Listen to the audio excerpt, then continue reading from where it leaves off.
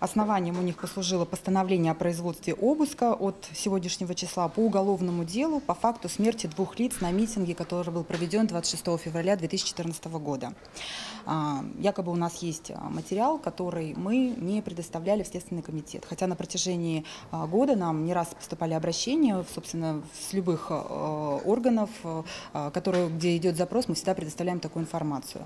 Вот сейчас вы видите на территории телеканала ТР порядка 40 человек, которые... Сейчас я сдаю интервью чуть попозже.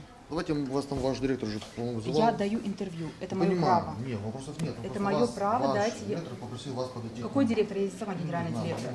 Я генеральный директор. Отойдите, пожалуйста, я даю, конечно. Смотрите, какая ситуация. Здесь возникла такая немножко...